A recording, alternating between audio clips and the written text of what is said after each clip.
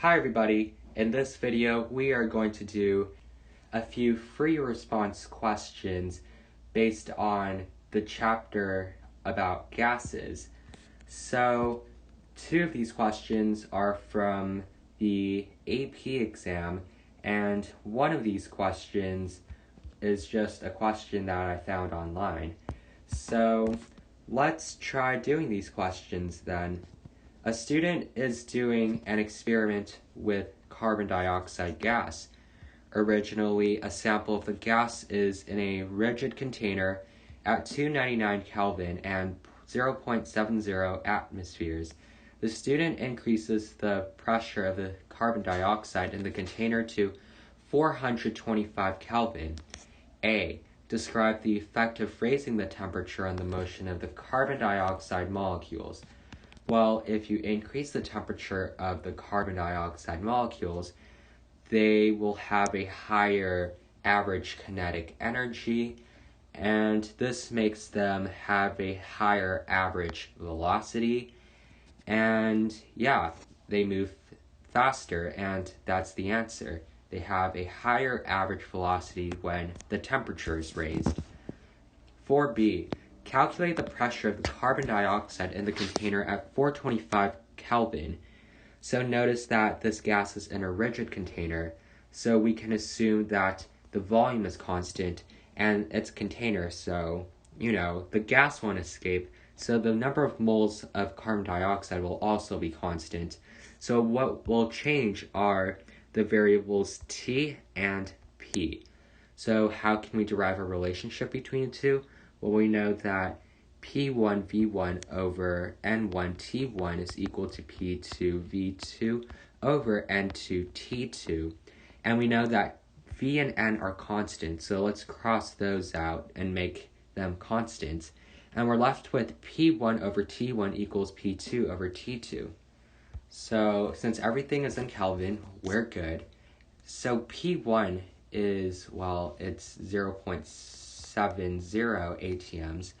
T1 is 299 Kelvin, and this is equal to the second condition where the P2 is, unknown, and our T2 is 425, and doing the math, you can calculate P2, 0.7 times 299, it's 0.7 divided by 299 times 425, and we get that the pressure of the CO2 at 425 Kelvin is actually 0.99 atms. And remember not to put the S after atms when you write your answer. Just simply put 0.99 atm and not with the S, even though I keep on saying it with the S, which makes it confusing. But just put atm because that's the official unit. And let's move on to 1C, sorry. Clear the ink. In terms of kinetic molecular theory, briefly explain why the pressure of carbon dioxide in the container changes as it is heated to 425 Kelvin. So, as the temperature increases, the particles move faster with a higher average velocity, and this in turn causes the molecules to not only hit the container with more force, but also more frequently, so increase F, increase frequency, and these two factors cause the pressure of the carbon dioxide in the container to increase, and that's 1C. I keep on looking at the 4, sorry, it's actually 1. Let me just cross out the 4. 1D. The student measures the actual pressure of the carbon dioxide in the container at 425 Kelvin and observes that it is less than the pressure predicted by the ideal gas law. Explain this observation. So this student probably used the ideal gas law PV equals nRT and knew what V, N, and T were, and the student simply calculated P, but when he measured the actual pressure, he found that it was actually less. Now, what might cause the pressure to be less than what is ideal? Well, if the gas is not ideal, meaning that it's a real gas, then there must be other factors that are causing the gas to have a lower pressure. So let's think about this. in a real gas, we consider two extra things. We consider the attractions between molecules, as well as the sizes of the molecules, which are not considered in the ideal gas law. So if the attractions are considered and the sizes or bigness are considered, then what might cause the pressure to be lower? Well, we have to think of it this way. What causes the molecules to hit the container with less force, or maybe causes them to hit them less often? Well, the attractions between molecules cause the molecules to clump up, and if they clump up, they will hit the container less often, and this most likely causes the pressure to be lower than what is predicted by the ideal gas law. So that's all for number 1, and here are the answers from 1A through 1D. Notice how on an FRQ, especially on the AP exam, you have to write your answers in complete sentences, especially for the ones that require explanation, which include 1A, 1C, and 1D. And for the ones that ask for a calculation, just write out your work and show your work and show how it leads to the answer. So for 1A, 1C, 1D, always write your answers in complete sentences. And for 1B, show your work.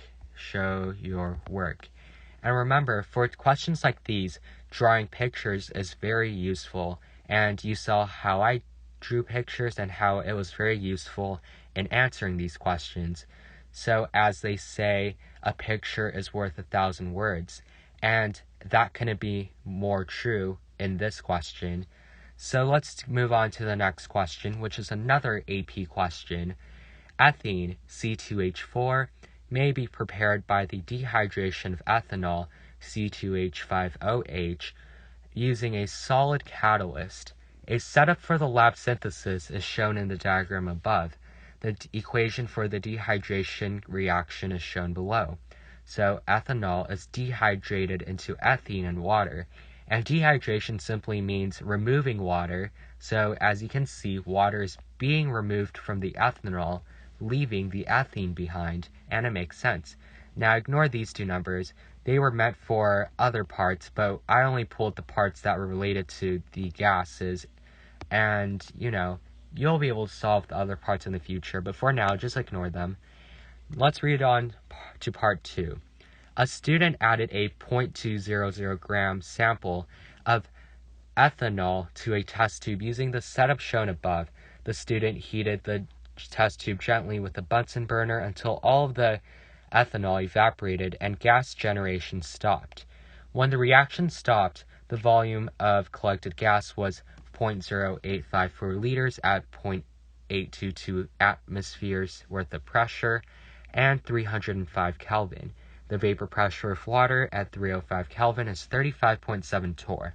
So keep that in mind, because usually if an AP test gives you information like this, you know that you should use it most likely. So let's look at 2A. Calculate the moles of ethene that are actually produced in the experiment and measured in the gas collection tube. So let's look at the gas collection tube. Seems like the gas collection tube collected this stuff. It collected 0.0854 liters, 0.822 atmospheres worth of pressure, and at 305 Kelvin. So it also gives us the water vapor pressure, which is 35.7 torr at 305 Kelvin.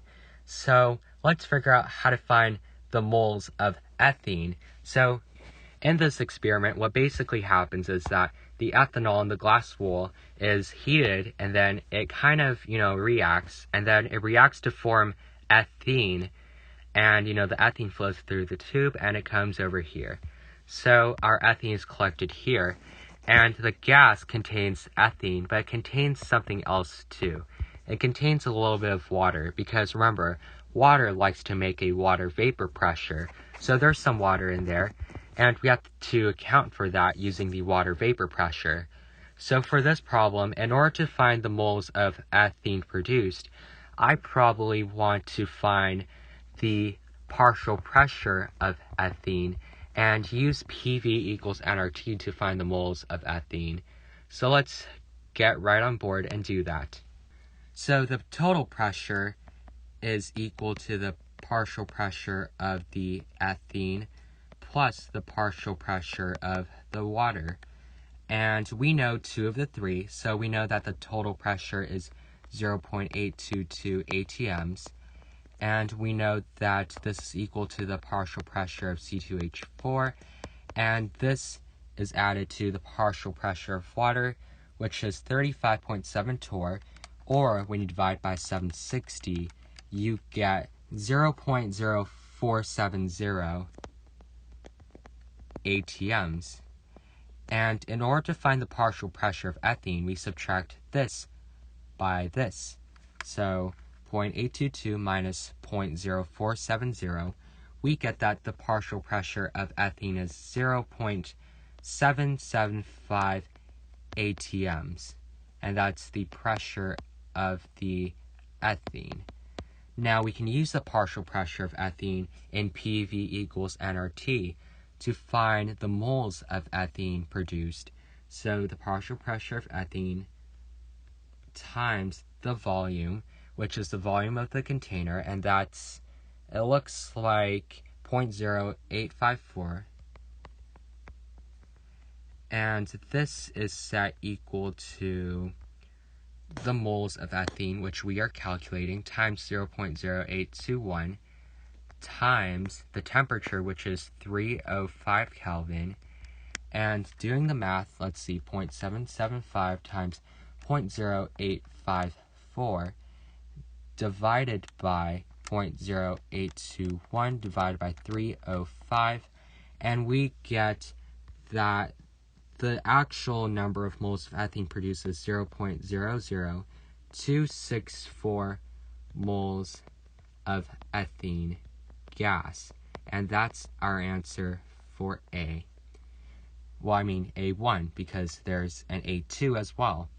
A2 says how much ethene would be produced if the dehydration reaction went to completion, or in other words, if our reaction reacted completely, or even in simpler terms, if all our ethanol reacted. That's what it means to go to completion. So let's use another page in order to do this.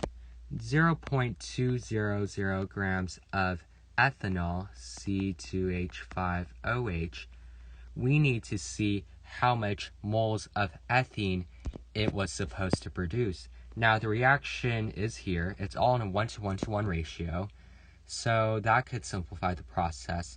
But we need the moles of ethanol. The molar mass of ethanol is 46.1. So we have to divide this by 46.1 grams per mole. And doing the math, let's see, 0.2 divided by 46.1, we get that there are 0.00434 moles of ethanol. And according to the reaction, for every 1 mole of ethanol that is reacted, 1 mole of ethene is produced. So it's a 1:1 ratio. So therefore, I can conclude that 0.00434 moles of ethene was produced, or was supposed to be produced, assuming that the reaction went to completion. So that's the answer for A2. Now let's look at B. Calculate the percent yield of C2H4 in the experiment. Well, percent yield is simply how much you actually got over what you expected to get, and that's times 100%. So our actual yield was the actual amount we measured and we got. That's 0.00264. Erase, 0.00264. And the theoretical yield, or the yield we expected based on the the reactants that we had, is 0.00434. 0.00434. And note that these two have to be in the same units for it to work, since they have to cancel out. So, doing the math, 0.00264 over 0.00434, you get a decimal, and converting that to a percentage, we get 60.8% as our percent yield. And that is the answer for 2A and 2B. Now let's move on to the last question. This is probably the easiest out of the three because I think we've done this before in one of the videos, albeit in a different manner, but we could be creative in chemistry, so let's try to do this. A 3-gram sample of A, so notice I'm not telling you what the gas is completely vaporized in a 3.00 liter container at 70.0 degrees Celsius and exerts a pressure of 0.285 atms. What is the molar mass of A? Now let me make sure I didn't put atms with the S, or else that's bad. Did I do that? Okay, I didn't. Great job for myself. Make sure you don't do that either, because it's a terrible mistake to do. Even though it might not matter, but it's just for the sake of accuracy. So let's try to figure this out. We need to find the molar mass of A. Well, the molar mass is grams per mole, and we know the grams of sample, but we don't know the moles of sample. How do we find the moles of sample? Well, PV equals nRT seems like the obvious answer. So PV equals nRT. Our pressure is 0.285. Our volume is 3.00. And our N is, well, we don't know what that is. And our R is 0.0821. And our temperature is not 70.0 degrees Celsius, but 70.0 plus 273.15. And that gets us 343.15. And I'm going to underline the 1 since I want to keep track of sig figs. I could have also wrote 343.2, but I want to be more accurate in this case since this is a free response question and not a multiple choice question. So let's write 343.15 and underline the 1 to tell us how many sig figs there are. And doing the math, we get 0.285 times 3 divided by 0.0821 divided by 343.15, and we get that the number of moles of sample A is 0.0303 moles. And let me keep some extra digits in order to be just a little bit more accurate and keep track of my sig figs. We have 3 sig figs here. So molar mass is just the ratio between the grams and the moles. So notice that we have both of them, 3.00 grams for every 0.030349 moles. And note this has 3 sig figs. So we just have to find the molar mass, which is how many grams are in a mole. We know that 3 grams are in this many moles, so we just have to divide the two to get the molar mass. 3 divided by 0.030349, we get a molar mass of 98.85. And remember to always put your units, grams per mole. And that is the answer for 3. And notice how my work is super messy since, I'm doing this on a screen and I can't be organized as I can on a paper, which gives me more space. And it's also hard to write on a tablet, so sorry for that. And when you do your work, please do it in a neat fashion and make sure that it makes sense. And you could even, number your steps. Like you could say, oh, this is step 1, and maybe this is step 2, and that's your final step, which is your answer. So make your work organized, show your work, and that's all for this video. I hope you learned a lot, and have a nice day.